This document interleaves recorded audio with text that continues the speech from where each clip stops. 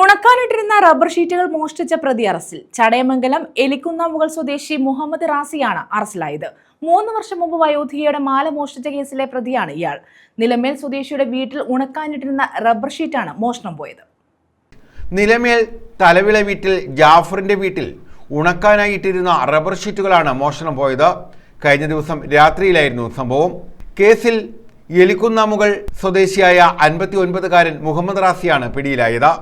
വീട്ടുകാർ Nilamel വെള്ളാമ്പാറയിലുള്ള rubber sheet കടയിൽ അന്വേഷണം നടത്തിയതിനെ തുടർന്നാണ് റബ്ബർ ഷീറ്റുകൾ വിൽപ്പന നടത്താൻ കൊണ്ടുവന്നവരെക്കുറിച്ച് സൂചന ലഭിച്ചത്.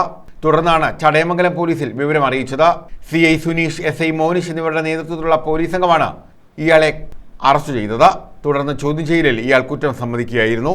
മത്സ്യക്കച്ചവടക്കാരനായിരുന്ന ഇയാളും മറ്റൊരു സുഹൃത്തും ചേർന്ന് 3 വർഷം മുമ്പ് ചടയമംഗലത്ത് വയോധികയുടെ സ്വർണ്ണമാല മോഷ്ടിച്ച് കടന്നു കളഞ്ഞിരുന്നതായും പോലീസ് പറഞ്ഞു. കഴിഞ്ഞ 13-നാണ് അയൽവാസിയുടെ റബ്ബർ ഷീറ്റ് മോഷ്ടിച്ച് കടത്തിയത്. ഇയാളെ റിമാൻഡ് ചെയ്തു. ന്യൂസ് ബ്യൂറോ, കൊല്ലം.